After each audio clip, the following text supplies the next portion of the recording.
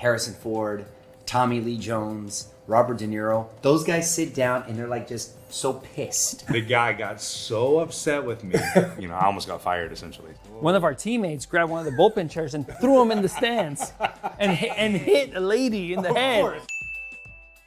Let me tell you a quick jalapeno story, now that you reminded me right there.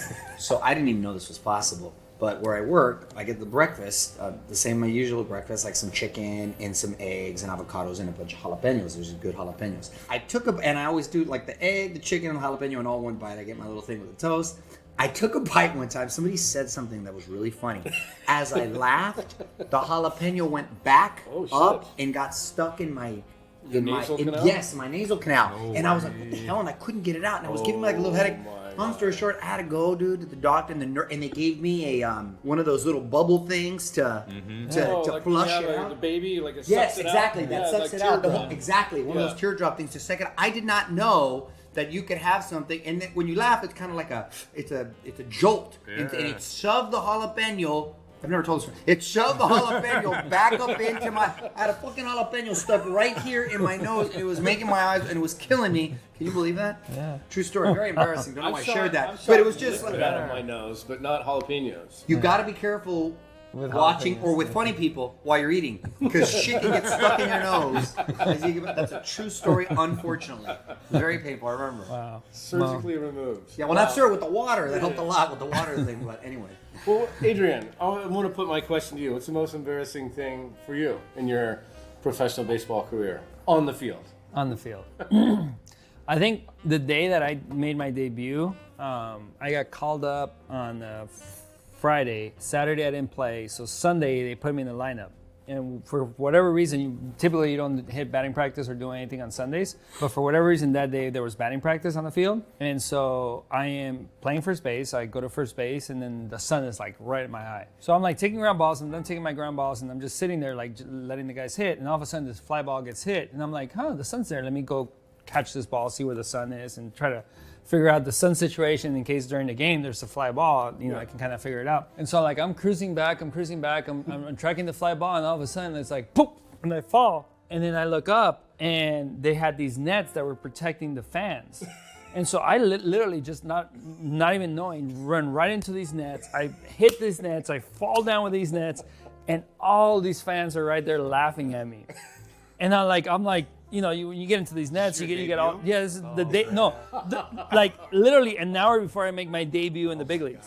Great. Everybody on the team's like, great. This guy's on first pick to drop. Great. Yeah, exactly. I'm like on the ground. I have this big old net all around me, and I'm trying to get up and then trying to get out, and I'm like, yeah, this is definitely embarrassing. So then I kind of like, put my tail between my legs, and I go back to first base, and I pretend to like be ready for another ball. And I'm like, I remember that was embarrassing. I asked you like the hottest game you ever played. You told me you had to change your jersey like 3 times one time. Oh, there's times when we had to change jerseys, change shoes because the heat comes up from the ground. And there was a time when it wasn't part of my time, but in St. Louis, players used to go in the dugout and put their cleats on ice because it used to be turf.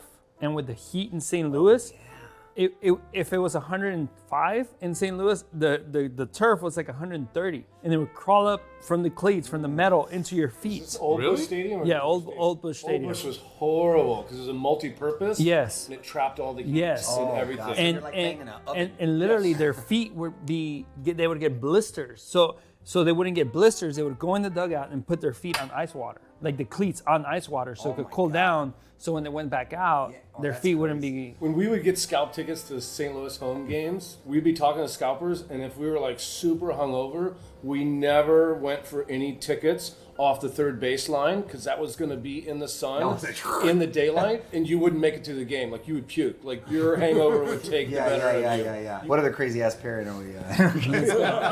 What do we got? What else we got? Yeah. Chris, what is the most overvalued wine? Oh, this is good to know. Let me be politically correct as I can because I saw you gotta go fast. I saw a lot of You this gotta stuff. You gotta go fast. Can you really tell a dramatic difference between the values of wine? I mean, could you get in other words, like a fine wine at say like a Trader Joe's, or not a fine wine, but like a decent wine, like you know what I mean? Yeah. There's definitely decent wines that you can get at like a Trader Joe's or your Ralph's. Actually, Ralph's has a really good wine program. But Ooh, yeah, good to know. there are good wines out there. I call them tacky wines because they're wines that like I would buy and I would drink at home, but I would never tell anybody about them. I'd never take a picture of them. Well, why not? You gotta let us I know. know you do. Hey, that, 99 wine, I will tell you this: that Grenache that you brought last, the Brusal. Yeah, That's a great wine. What does that cost? it's like $19. Wow. Yeah, See, I'm down with that. yeah. Trace Pico. Yeah. Von Grenache from the Yeah. middle of Spain. Awesome. It's the But best. overvalued. All right, getting back to the question. Overvalued. What is the most overvalued question? You know what? Do we have any more dares? No, that's it. We're left? done. Oh, We're you done. don't We're call done. anyone out. I get it. I know that. I sell expensive wine for a living. Oh, so got it. I can't.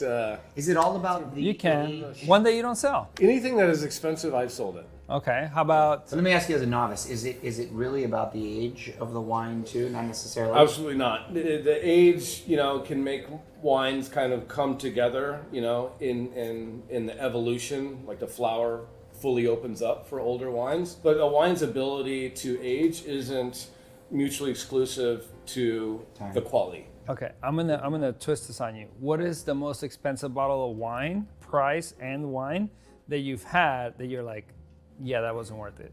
At any point, it was just a vintage. Let's not say the wine because the wine can be amazing, but that vintage, that day you tried it, was not right. There's got to be a lot of those, actually. Come on. Yeah, well, there are, 82 for Bordeaux is like the holy grail. Easy and there, easy there. Most of them, That's my birth year. I Easy know. there. Most of them are good, but there are a couple people that really kind of shit the bed on 82. And they're from producers that you wouldn't normally think of. And oddly enough, those bottles, and I have a producer in mind that I'm not going to mention, Okay.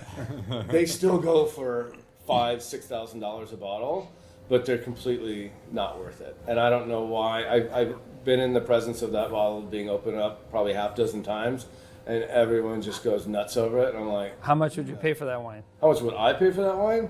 $0. Oh wow, that bad. I like Yeah, that. it's because I wouldn't pay for the price of that wine. No. How much would you pay for that wine? A couple $100.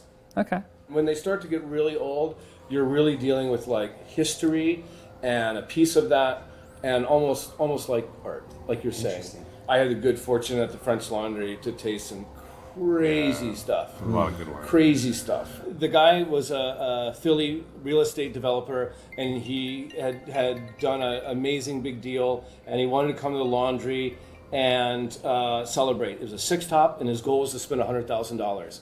And so we went out and we bought all this crazy wine. I mean, we had crazy wine on the list, but we went out and got like 1900 Margaux and 47 Cheval Blanc and 1865 Lafite.